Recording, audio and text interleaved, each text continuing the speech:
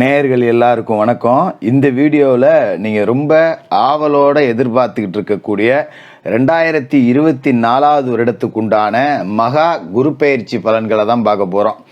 அதாவது நவகிரகங்கள்லேயே குரு பகவான் முழு சுப கிரகமாக இருக்கார். அதனால் அவரோட இந்த பெயர்ச்சி அப்படிங்கிறது 12 ராசிக்காரர்களுமே எதிர்பார்த்துக்கிட்டு இருக்கக்கூடிய ஒரு நிகழ்வாக இருக்க போகுது. அப்படிப்பட்ட நிகழ்வு மே மாதம் 1ஆம் தேதி, அதாவது குரோதி வருடம் சித்திரை மாதம் 18ஆம் தேதி பகல் 1 மணிக்கு முழு சுப கிரகமான குரு பகவான் மேசராசியிலேருந்து ரிஷபராசிக்கு மாற போகிறாரு. அதாவது செவ்வாயோட வீடான மேசராசியில் தன்னோட நட்பு வீட்டில் இருந்த குரு பகவான் இப்போ பகை வீடாக இருக்கக்கூடிய ரிஷபராசிக்கு சுக்கிரனோட வீட்டில் போய் உட்கார போகிறாரு. குரு பகவானுக்கு 5, 7, 9 இந்த 3 இடத்துக்கு உண்டான பார்வை அப்படிங்கிறது இருக்குது. அப்போ குரு பகவான் ரிஷபராசியிலேருந்து தன்னோட 5ஆம் பார்வையாக கன்னி ராசியவும், 7ஆம் பார்வையாக விருச்சிக ராசியவும், 9ஆம் பார்வையாக மகர ராசியவும் பார்க்க போகிறாரு. இந்த குரு பகவானோட பயிற்சியால் இந்த 3 ராசிகளுக்கும் குருவோட நேரடி பார்வை அப்படிங்கிறதும் கிடைக்குது. அப்போ இந்த மேசத்திலேருந்து ரிஷபத்துக்கு பயிற்சியாகக்கூடிய குரு பகவானால் உங்களோட ராசிக்கு என்னென்ன பலன்கள் கிடைக்க போகுது அப்படிங்கிறத முழுசாக நாம் இந்த வீடியோவில் பார்க்க போகிறோம். அதோட பிற வருட கிரகங்களுடைய நிலை அப்படிங்கிறத பொறுத்து குரு பகவான் எப்படிப்பட்ட பலன்களை கொடுக்க போகிறாரு, அதுக்குண்டான பரிகாரங்கள் என்ன அப்படிங்கிறது எல்லாத்தையுமே நம்ம பார்த்துருவோம். கன்னிராசி நேயர்களே, உங்களுக்கு இந்த குரு பகவானோட பயிற்சி எப்படி இருக்குது அப்படின்னு பார்த்தோம்னா, இந்த குரு பகவானோட பயிற்சியை ரொம்ப ஆவலோடு எதிர்பார்த்துட்டு இருக்கக்கூடிய நபர்கள் யார் அப்படின்னு பார்த்தீங்கன்னா கன்னிராசிக்காரர்கள் தான். ஏன்னா இது வரைக்கும் உங்களோட ராசிக்கு குரு பகவான் அஷ்டமஸ்தானத்தில் இருந்தார். ராசிக்கு 4க்கும் 7க்கும் அதிபதியான குரு போய் அஷ்டமத்தில் மாட்டிக்கிட்டார். இதனால் அவரால் பெரிய அளவில் எதுவும் செய்ய முடியாமல் போயிடுச்சு. காசு பணம் 10 ரூபா புழங்காமல் போயிடுச்சு. என்னதான் நாம் 10 ரூபா சம்பாதிச்சாலும் கூட அதில் 10 ரூபா மிச்சம் பண்ண முடியாமல் போச்சு. 100 ரூபா சம்பாதிச்சா 100 ரூபாயும் செலவாயிடுது, 200 ரூபா சம்பாதிச்சா 200 ரூபாயும் செலவாகி போகுது, 1000 ரூபா சம்பாதிச்சா 1000 ரூபாயும் செலவாகி போகுது. திடீர்னு ஒரு 10 ரூபா கிடைக்குது, ஒரு எதிர்பாராத தொகை, அதை கொண்டு போய் 10 ரூபா நம்ம மிச்சம் பண்ணி வைக்கலான்னு பார்த்தா எதிர்பாராத ஒரு செலவு அதுக்கு முன்னாடியே நமக்கு காத்துக்கிட்டு இருக்கு. ஆக மொத்தம் 10 ரூபா மிச்சம் இல்லை. இதே காலகட்டத்தில் பார்த்தீங்கன்னா சனி பகவான் உங்களோட ராசிக்கு 6ஆவது வீட்டில் இருக்கார். ரொம்ப அற்புதமான ஒரு வீட்டில் சனி பகவான் இருக்கார். இந்த வீட்டில் சனி பகவான் இருக்கும்போது குரு பகவானும் நல்ல இடத்துக்கு மாறுறாரு அப்படிங்கிறது தான் அதி உச்ச பலனை கொடுக்கக்கூடிய ஒரு கிரக அமைப்பு. கிட்டத்தட்ட 12 வருடங்களுக்கு பிறகு குரு பகவான் உங்களோட ராசிக்கு 8ஆவது வீட்டிலேருந்து 9ஆவது வீட்டுக்கு மாறுறாரு. அதாவது நம்ம ஜோதிடத்தில் பல பேர் சொல்லுவாங்க, நீங்கள் கேள்விப்பட்டிருக்கலாம், ஓடுனவங்களுக்கு 9ல் குரு அப்படின்னு. அப்போ 9ல் குரு இருந்தால் ஓடுனவங்க கூட உச்சத்தை தொட்டுருவான். அதாவது கடன் வாங்கிட்டு ஒருத்தன் ஊரை விட்டு ஓடி இருப்பான், பார்த்துருப்பீங்க. கடனை அடைக்க முடியாமல் ஊரை விட்டே தலைமறைவாயிருப்பான். அவனுக்கெல்லாம் 9ல் குரு வரும்போது பார்த்திங்கன்னா பெரிய அளவில் சாதித்து திரும்ப அதே ஊரில் ஒரு மண்ணை வாங்கி கட்டடம் கட்டி பெரிய மாளிகை கட்டி வாழக்கூடிய யோகா அமைப்பு அப்படிங்கிறது இருக்கும். அதுமாரி சுயஜாதகத்திலே 9ல் குரு இருக்கிறது அப்படிங்கிறது ஒரு யோகா அமைப்பு தான். அதே மாதிரி இப்போ உங்களோட ராசிக்கு 9ஆவது இடத்துக்கு குரு பகவான் வந்திருக்காரு. வந்ததோடு மட்டும் இல்லை, அவரோட அருள் பார்வை அப்படிங்கிறது உங்களோட ராசிக்கே கிடைக்குது. ராசியை குரு பார்க்குறாரு, ராசிக்கு 3ஆவது வீட்டை பார்க்குறாரு, 5ஆவது வீட்டை பார்க்குறாரு. இது எல்லாமே சேர்ந்து பார்த்தீங்கன்னா ஒரு ராஜயோக அமைப்பு அப்படின்னே சொல்லலாம். எதுக்காக சொல்கிறேன் அப்படின்னா, 9ஆம் இடம் அப்படிங்கிறது பாக்கியஸ்தானம், தந்தையை குறிக்கக்கூடிய அமைப்பு. ரொம்ப அற்புதமான ஒரு இடம் 9ஆம் இடம் அப்படிங்கிறது. அந்த இடத்துக்கு குரு வரும்போது பார்த்தீங்கன்னா உங்களுக்கு பெரிய அளவில் வாகன யோகம் அப்படிங்கிறது கிடைக்கும். சாதாரணமாக பார்த்தீங்கன்னா இப்போ கால்நடையாகவே போயிட்டு இருந்தோம், ஒரு சைக்கிள் வாங்கலாம், சைக்கிள் வாங்குறோம், மோட்டர் பைக் வாங்கலாம், மோட்டர் பைக்கில் போனவங்க கார் வாங்கலாம்.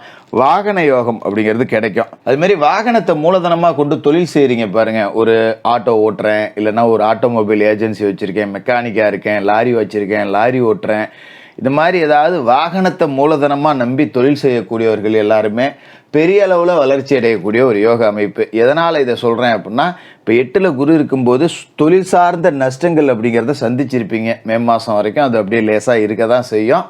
இப்போ மே மாதம் குரு பெயர்ந்த பிறகு பார்த்தீங்கன்னா அப்படியே ஒரு தலைகீழ் மாற்றத்தை நீங்கள் பார்ப்பீங்க.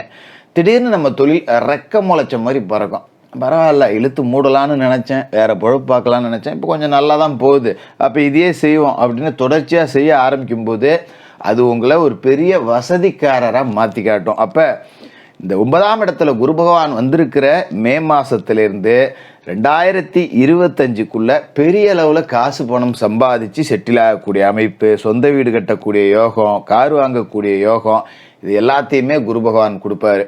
அதுமாரி குடும்ப உறவுகள் அப்படின்னு பார்த்தீங்கன்னா, திருமணமாகாத கன்னிராசிக்காரர்களுக்கு தோஷம் இருக்குன்னு தட்டிக்கிட்டே போகிறவங்களுக்கு, இல்லை 35 வயசாகி போச்சு, நல்ல வேலைக்கு போயிட்டு தான் கல்யாணம் பண்ணணும்னு நினச்சிக்கிட்டு இருந்தேன், இப்போ நல்ல வேலை கிடச்சிருச்சு, பொண்ணு அமையல, நல்ல வேலை கிடச்சிருச்சு, மாப்பிள்ளை அமையல, இப்படி இருக்கக்கூடிய கன்னிராசிக்காரர்களுக்கெல்லாம் ராசிக்கு குரு பார்வை கிடைக்கிறதால இதுக்கு மேலே திருமண தடை அப்படிங்கிறது நீங்கி திருமணம் நல்லபடியாக நடக்கும். அதனால எதை பற்றி நீங்கள் கவலைப்பட வேண்டியதில்லை. அதுமாரி பார்த்தீங்கன்னா, கடந்த காலகட்டத்தில் அஷ்டம குருவோட ஆதிக்கம் இருந்ததால் எதையுமே பார்த்தீங்கன்னா ஒரு வரைக்கு பல தடவை செஞ்சாலும் பிரயோஜனம் இல்லாமல் போச்சு. 20 இடத்துல பொண்ணு பார்த்தேன், 15 இடத்துல போய் மாப்பிள்ளை பார்த்துட்டு வந்தோம், எதுவுமே அமையல அப்படின்னு உட்காந்துருந்து இதுக்கு மேலே கல்யாணமே வேணாண்டா போடா அப்படின்னு வெறுத்து போனவங்களுக்கு கூட நல்ல வரன் அப்படிங்கிறது அமையும். நமக்கே ஆச்சரியமாக இருக்கும், ஏன்டா இங்கே பக்கத்தில் இருக்கிற வரனா நமக்கு அமையுது, நம்ம இத்தனை வருஷமாக தேடிட்டு அலைஞ்சோமே அப்படின்னு. அந்த மாதிரி திருமண யோகம் அப்படிங்கிறது கிடைக்கும். இதே காலகட்டத்தில் பார்த்தீங்கன்னா சனி பகவான் உங்களோட ராசிக்கு 6வது வீட்டில் இருக்கார். 6 இல்லைன்னா ருணரோக சத்துருஸ்தானத்தில் சனி இருக்கார். இந்த ருணரோக சத்துருஸ்தானத்தில் சனி இருக்கும்போது கடன், நோய், பகை, எதிரி எல்லாத்தையுமே பந்தாடிட்டு போயிடலாம். கடன் இருக்காது, அடைச்சிடலாம். நோய் நொடி எதுவும் இல்லை, சரியாயிடும். எதிராளிகள் பந்தாடி தூக்கி ஓரம் போட்டாச்சு. அப்போ நம்ம நிம்மதியாக இருக்கோம், ஒரு வரன் அமைஞ்சா போதும் அப்படிங்கிற இடத்துல இருந்திருப்பீங்க. ஆனால் அது அமையல. என்னதான் சனி 6ல் இருந்து நமக்கு சகல விதமான சௌபாக்கியங்களையும் கொடுத்திருந்தாலும் வரன் அமையாமல் தடுக்கிறது 7ல் இருக்கிற ராகு. மனைவியை குறிக்கக்கூடிய இடத்துல ராகு உட்காந்துட்டு தடுத்துக்கிட்டு இருந்தார். இப்போ குரு பார்வை ராசிக்கு வந்துருச்சு, ராகை தூக்கி அப்படி ஓரமாக போ அப்படின்னு சொல்லிட்டு நம்ம திருமணத்துக்கான வரன் பார்க்க தொடங்கலாம். ராசியிலேயே இருக்கிற கேதுவும் பெரிய அளவில் எந்த பாதிப்பும் கொடுக்க மாட்டார். அப்போ கொஞ்சம் ஆன்மீக நாட்டம் அப்படிங்கிறது நமக்கு கடந்த சமீபத்திலே கொஞ்சம் அதிகமாக இருந்திருக்கும். திருமணமே ஆகலை போ அப்படின்னு காய் வெட்டி கட்டிட்டு கோயில் கோயிலாக சுற்ற வேண்டிய ஒரு யோகா அமைப்பு இருந்திருக்கும். இல்லைன்னா கோயில் கோயிலாக போய் பரிகாரம் பண்ணிக்கிட்டு சுற்றிக்கிட்டு இருந்திருப்பீங்க. இதெல்லாம் தாண்டி இப்போ நல்ல வரன் அப்படிங்கிறது அமையுங்கிறதால பயப்பட வேண்டியதில்லை. அதுமாரி 9ல் குரு இருக்கும்போது வேலை இல்லாத கன்னிராசிக்காரர்களுக்கெல்லாம் வேலையை கொடுத்துருவார். ஏதோ ஒரு வேலை, 10 ரூபா சம்பாதிக்கிறோம், கேட்குறவனுக்கு பதில் சொல்ல முடியலல்ல. எங்கே போனாலும் என்ன வேலை செய்கிறேன், என்ன வேலை செய்கிறேன், என்ன வேலை செய்கிறேன், சம்பாதிக்கிறதுக்கு வேலைக்கு போகிறோமோ இல்லையா, கேட்குறவனுக்கு பதில் சொல்கிறதுக்கு யாராச்சும் ஒரு வேலைக்கு போயிடணுண்டா அப்படின்னு நினச்சிக்கிட்டு இருந்தீங்க இல்லையா. அப்போ ஒரு நல்ல வேலை அப்படிங்கிறது அமையும். அதுமாதிரி தொழில், சில பேர் பார்த்தீங்கன்னா வெளியில் சொல்ல முடியாமல் அப்படியே ஓட்டிக்கிட்டு இருப்பாங்க. ஏதோ தொழில் வச்சுருக்கேன், கடை விரிச்சேன், கொல்வார் இல்லை அப்படிங்கிற மாதிரி ஓடிக்கிட்டு இருந்திருக்கோம். தொழிலில் 10 ரூபா கிடைக்குதாடா, இதில் என்னடா கிடைக்க போகுது அப்படின்னு தான் ஏளனம் பேசுவாங்க. அப்படி இருந்த நிலை மாறி உங்கள் தொழிலும் இப்போ நல்ல வளர்ச்சி அப்படிங்கிறத நோக்கி போக போகுது. அதோட குரு பகவானோட பார்வை உங்களோட ராசிக்கே இருக்குது. ராசிக்கு குரு பகவானோட பார்வை வரும்போது சகல விதமான தோஷங்களும் அடிபட்டு போகுது. எப்பேற்பட்ட தோஷம் இருந்தாலும் சரி, இப்போ பார்த்தீங்கன்னா ராசிக்குள்ளேயே கேது இருக்காரு, கேதுவை குரு பார்த்து புனிதப்படுத்திடுறாரு. அப்படிங்கிறதால ஒரு ஞானக்காரகன் கேதுவே உங்களுக்கு மிகப்பெரிய ஞானத்தை கொடுப்பாரு குரு பார்வை பட்டு புனிதப்படுறதால. அப்போ எந்த ஒரு விஷயத்தை எடுத்தாலும் இதுக்கு முடிவு இப்படி தான் எடுக்கணும், இதுக்கு தீர்வு இப்படி தான் இருக்கணும் அப்படின்னு உங்களோட சிந்தனை அப்படிங்கிறது பளிச்சுன்னு இருக்கும். 4 பேருக்கு ஒரு பிரச்சனைனா நாம் போய் யோசனை சொன்னோம்னா அது அப்படியே இருக்கும். அதுமாரி வேலை செய்கிற இடத்துல பார்த்தீங்கன்னா அலுவலகத்தில் முக்கியமான பிரச்சனை ஒன்று நடக்கும். எல்லாரும் தேடி அலைஞ்சிக்கிட்டு இருப்பாங்க, என்னடா பண்ணுறதுன்னு. நம்ம போய் சர்வசாதாரணமாக அதுக்கு ஒரு தீர்வு சொல்லிட்டு வருவோம். மேல்மட்ட அதிகாரிகளால் பாராட்டப்பட்டு ஒரு நிதி சன்மானம் கிடைக்கிற வாய்ப்பு கூட இருக்குது. அதேமாரி ராசிக்கு 3வது வீட்டில் குரு பார்வை கிடைக்குது. அப்படிங்கும்போது தைரிய வீரியஸ்தானத்தை குரு பார்க்குறாரு. கடந்த கால தோல்விகள், அவமானங்களால் நீங்கள் இழந்த எல்லாத்தையுமே நான் திருப்பி வாங்குண்டா அப்படிங்கிற ஒரு தன்னம்பிக்கையும் தைரியமும் உங்களுக்கு கிடைக்கும். ரொம்ப அற்புதமான இடம். சகோதரர்களோட ஆதரவு அப்படிங்கிறதும் உங்களுக்கு திருப்தி கொடுக்கக்கூடியதாக இருக்கும். அதோட 5வது வீட்லேயும் குரு பார்வை படியுது. அப்படிங்கும்போது திருமணமாகி புத்திரபாக்கியம் இல்லாதவர்களுக்கெல்லாம் புத்திரபாக்கியம் கிடைக்கும். பல இடங்களில் போய் ஒரு விருந்து விசேஷ நிகழ்ச்சி போனோம்னா கல்யாணம் ஆகி 4 வருஷம் ஆச்சு ஒன்றும் இல்லையா, 3 வருஷம் ஆச்சு ஒன்றும் இல்லையான்னு கேட்டு கேள்வியாலேயே கொண்டிருப்பாங்க. குறிப்பாக கன்னிராசி பெண்கள் படாத அவமானம் அப்படிங்கிறதே கிடையாது. அப்படி இருக்கிறவங்களுக்கெல்லாம் ஒரு குழந்தை பாக்கியம் கிடைக்கக்கூடிய வாய்ப்பு அப்படிங்கிறது இருக்குது. எத்தனையோ மருத்துவமனைக்கு போய், கோயிலுக்கு போய் சடங்கு சம்பிரதாயம் செஞ்சு அமையாத குழந்தை பாக்கியம் இந்த காலகட்டத்தில் அமையும். அதுமாரி பிள்ளைகளுக்கு வேலை கிடைக்கும், பிள்ளைகள் நல்லா படிப்பாங்க, பிள்ளைகளால் பெருமை அடையக்கூடிய ஒரு நேரம். பூர்வீக சொத்துல பங்கு கிடைக்கும். சொத்துல ஏதாவது கேஸு கோர்ட்டுன்னு இருந்ததுன்னா அது எல்லாமே நிவர்த்தியாகி சொத்து உங்கள் கைக்கு வரும். இப்படி சகல நன்மைகளையும் கொடுக்கக்கூடிய ஒரு அற்புதமான குரு பயிற்சி உங்களுக்கு வந்திருக்கு. இந்த குரு பயிற்சியை சரியாக பயன்படுத்திக்கிட்டிங்கன்னா உங்கள் வாழ்க்கையில் செட்டில் ஆகிடலாம்.